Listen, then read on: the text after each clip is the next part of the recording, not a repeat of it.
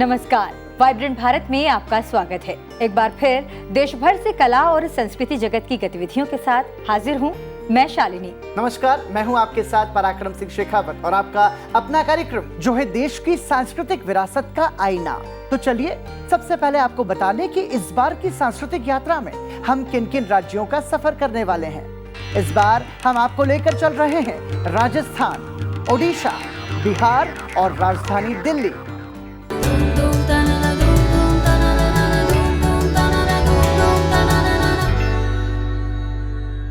सबसे पहले आपको लेकर चलते हैं राजस्थान के हिल स्टेशन कहे जाने वाले माउंट आबू, जहां पिछले दिनों समर फेस्टिवल का आयोजन किया गया।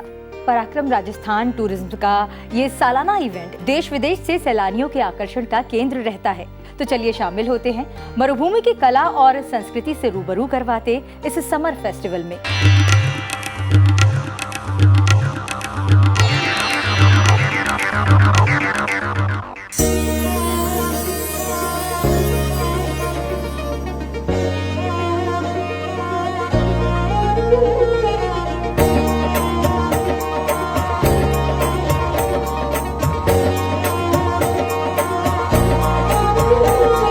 राजस्थान का एकमात्र हिल स्टेशन माउंट आबू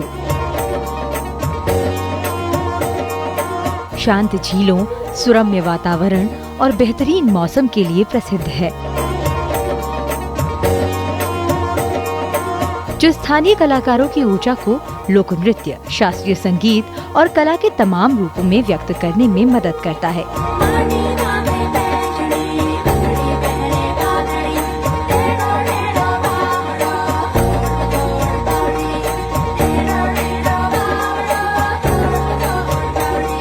जिसकी झलक देखने को मिली पिछले दिनों यहाँ आयोजित हुए समर फेस्टिवल में।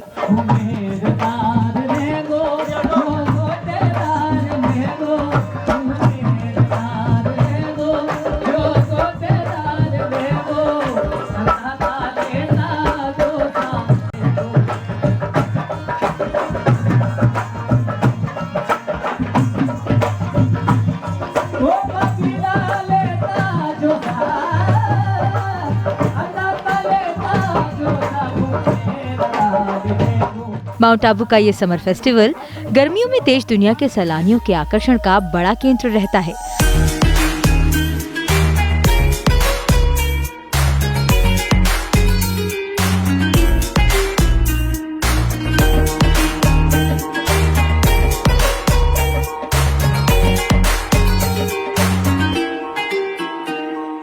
जो असल में राजस्थान की लोक कला और संगीत का पर्व है।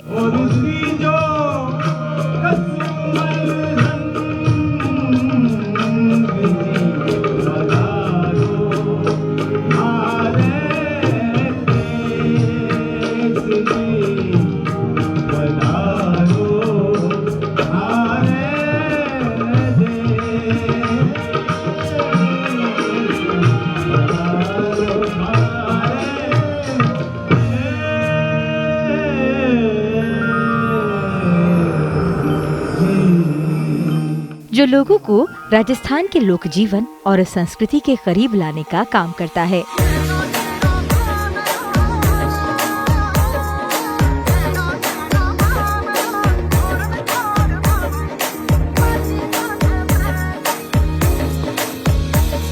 समर फेस्टिवल की शुरुआत प्रेम गीत और पारंपरिक जुलूस के साथ होती है, जिसमें राजस्थानी और गुजराती लोक संगीत का समागम देखा जा सकता है।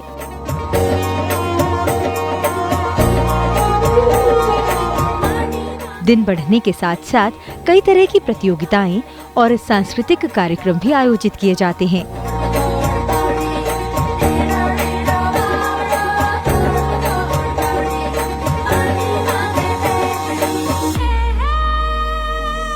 जिसमें आने वाले सैलानियों के लिए स्पोर्ट्स और एडवेंचर एक्टिविटीज भी आयोजित की जाती हैं।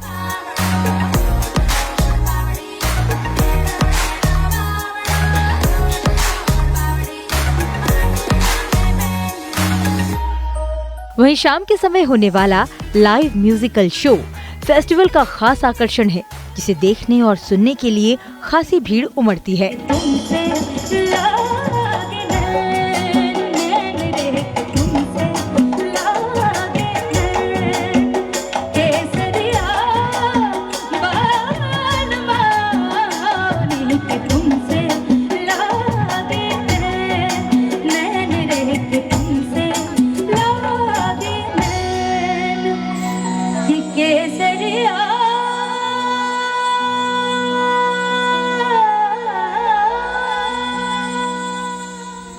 पराक्रम और अब रुख करते हैं ओडिशा की राजधानी भुवनेश्वर का, जहां पिछले सप्ताह देश की समृद्ध जनजातीय संस्कृति और विरासत की झलक देखने को मिली।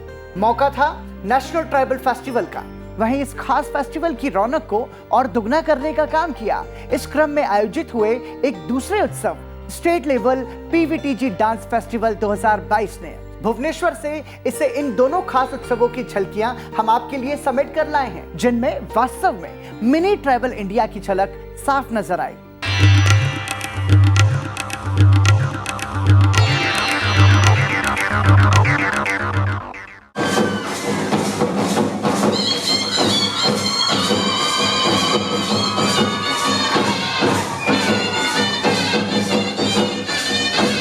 ओडिशा की राजधानी भुवनेश्वर पिछले दिनों देश भर के लोक रंगों से सराबोर रही।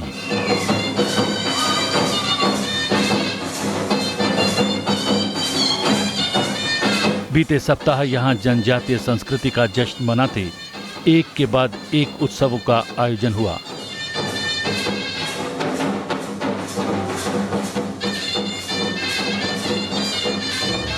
SC/ST research and training institute Bhubaneswar और मिनिस्ट्री ऑफ ट्राइबल अफेयर्स द्वारा आयोजित ये festival national tribal dance festival 2022 और state level PVTG dance festival 2022 देश की समृद्ध जनजातीय संस्कृति और विरासत को बढ़ावा देने के उद्देश्य से मनाए जाते हैं।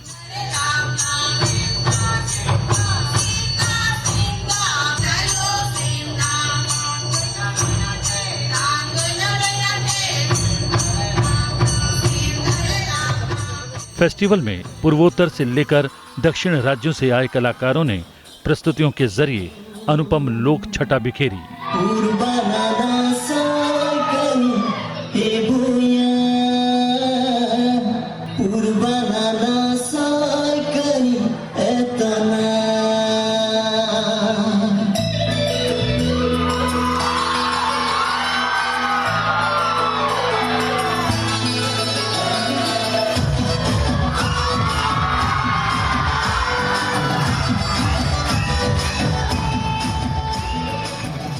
Enjoyed a lot. It was like great moment for all of us to be part of this 11th edition of this tribal festival. Yeah. So yeah, we are very proud of this festival. बहुत अच्छा लगा। यह जो हम लोग को पता है तो सिक्किम का ट्राइबल डांस हम लोग को पता था, लेकिन आज यहाँ आया है जितना स्टेट का आया है अपना अपना यहाँ जो ट्राइबल डांस प्रस्तुत किया, हम लोग सब देखा है, हम लोग बहुत खुश है। मुझे बहुत अच्छा महसूस हो रहा है और मैं बहुत खुश हूँ कि ट्राइबल डांस फेस्टिवल पे कर सकते। जनजातीय संस्कृति की बात करें तो उड़ीसा इस मामले में बेहद समृद्ध है। यहाँ आम जनजातियों के अलावा सबसे ज्यादा पीवीटीजी यानी पर्टिकुलरली वनरेबल ट्राइबल ग्रुप्स भी पाए जाते हैं, जो शैक्षिक, आर्थिक और सामाजिक प्रगति के मामले में आम जनजातीय समूहों से पिछड़े हैं।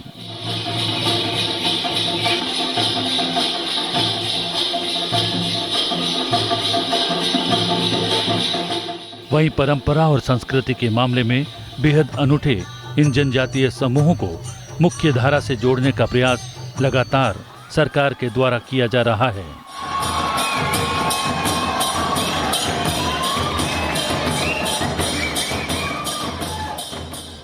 पराक्रम, अब हमारे दर्शकों को हम लेकर चल रहे हैं देश की विरासत को संजोती संवारती एक ऐसी जगह जो हजारों साल की पुरानी हमारी समृद्ध संस्कृति के साक्ष्यों का घर है। इससे जुड़ा सवाल भी हमने इंटरनेशनल म्यूजियम वीक के दौरान पिछले एपिसोड में आप सभी से पूछा था। हमें आपके जवाब मिले। आप में से बहुत से दर्शकों ने इसका सही जवाब दिया है।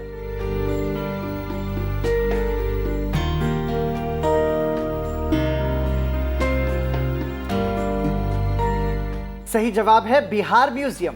राजधानी पटना में स्थित इस म्यूजियम की वैश्विक स्तर पर अपनी पहचान है, जो कई वर्गों में अलग अलग पुरस्कार भी अपने नाम कर चुका है। आइए जानते हैं इस विरासत के कई अध्याय अपने आप में समेटे बिहार म्यूजियम के बारे में।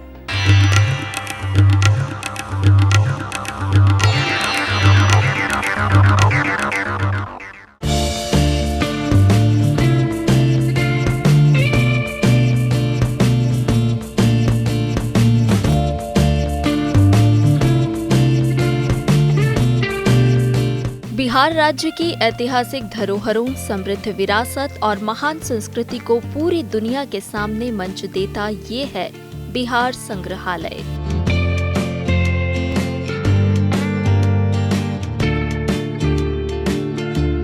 राजधानी पटना में 5.6 हेक्टेयर में फैली यह 6 मंजिला इमारत न केवल हजारों साल की विरासत को संजोए हुए है, बल्कि विश्व में अपनी अद्भुत वास्तुकला के भी लिए प्रसिद्ध है।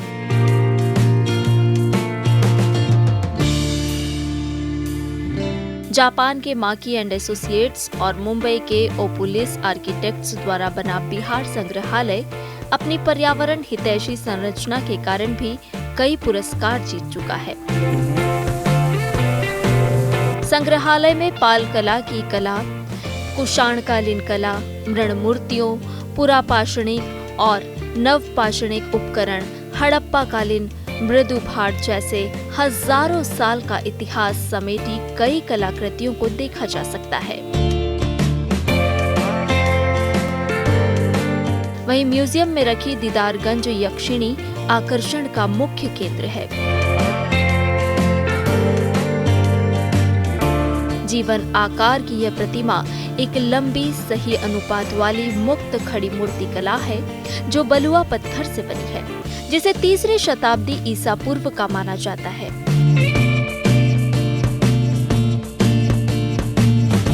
म्यूजियम में सम्राट चंद्रगुप्त का सिंहासन, तारा और भगवान बुद्ध की विभिन्न प्रतिमाएं भी देखी जा सकती है। इसके अलावा म्यूजियम के प्रांगण में प्रसिद्ध कलाकार सुबोध गुप्ता द्वारा निर्मित विशालकाय कलाकृति प्राचीन और समकालीन कला के मिलन का प्रतीक है। बर्तनों को जोड़कर बनाई गई ये कलाकृति भी आगंतुकों के लिए कौतूहल का विषय रहती है। साल 2015 में म्यूजियम में बच्चों के संग्रहालय, मुख्य प्रवेश क्षेत्र, अभिविन्यास थिएटर को लोगों के लिए खोला गया, जबकि अक्टूबर 2017 में बाकी दीर्घाओं को भी आम जनता के लिए खोल दिया गया। इसी दौरान बिहार म्यूजियम के भ्रमण के दौरान प्रधानमंत्री नरेंद्र मोदी ने भी म्यूजियम की बहुत प्रशंसा की थी। कई शानदार सभ्यताओं का विकास और कई महान शासकों के उत्थान और पतन का साक्षी रह चुका ये शहर पटना और इसका विश्व प्रसिद्ध बिहार म्यूजियम वास्तव में अतीत से भविष्य की यात्रा कराता है।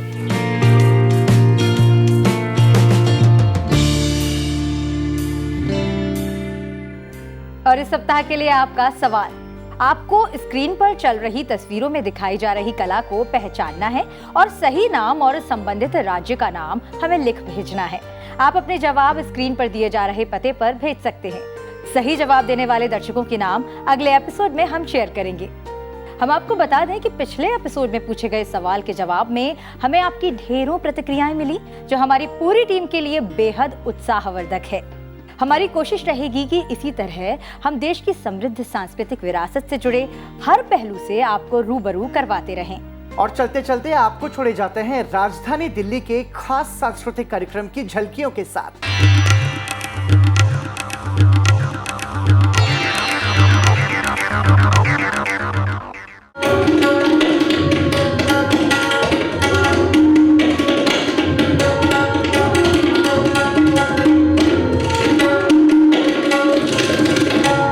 मंच पर संभव।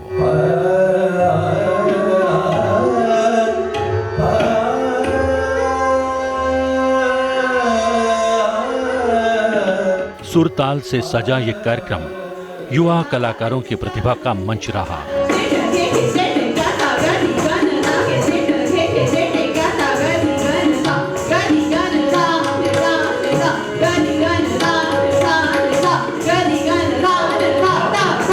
कोरोना के कारण 2 साल के व्यवधान के बाद शुरू हुआ कार्यक्रम अपने नाम को सार्थक करता दिखा।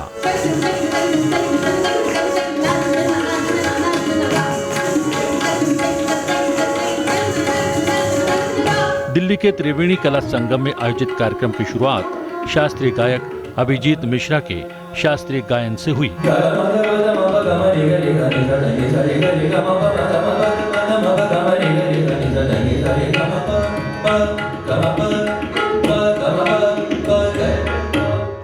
कार्यक्रम की दूसरी प्रस्तुति रही तबला जुगलबंदी।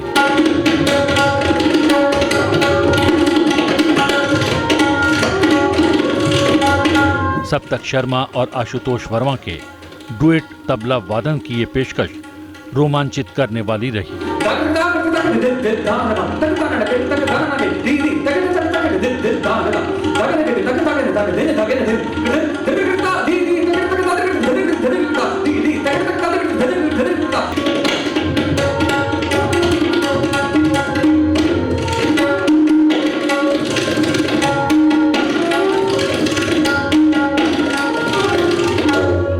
स्नेहलता मेमोरियल फाउंडेशन द्वारा आयोजित इस कार्यक्रम में अपनी प्रस्तुतियां देते युवा कलाकार कोरोना के दौरान ऑनलाइन अपनी कला और संगीत के सुर बिखेर चुके हैं। वहीं एक बार फिर से ऑफलाइन यानी मंच से प्रत्यक्ष प्रस्तुतियों की शुरुआत से कलाकार और दर्शक दोनों ही उत्साहित नजर आए।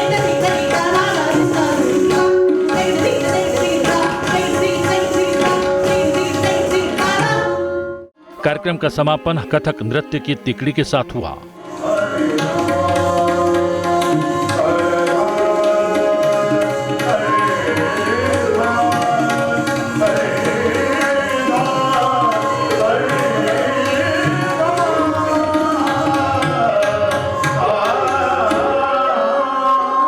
युवा कलाकारों की कला और प्रतिभा से सजे इस कार्यक्रम को दर्शकों की खासी प्रशंसा मिली।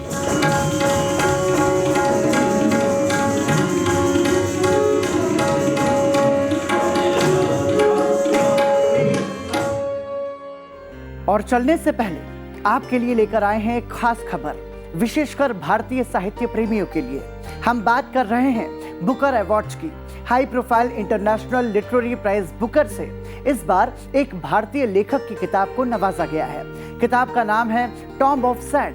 प्रतिष्ठित अंतर्राष्ट्रीय बुकर पुरस्कार जीतने वाली टॉम्ब ऑफ सैंड किसी भी भारतीय भाषा की पहली किताब है।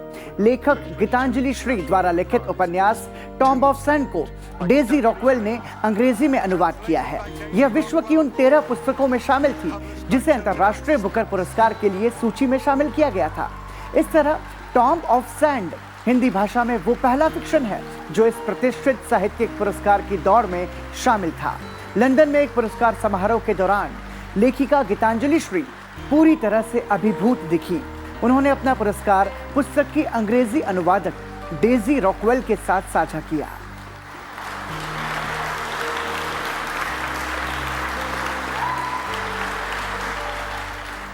I think all languages have within them the possibility of crossing borders and reinventing words, borrowing words, and doing wordplay and being adventurous.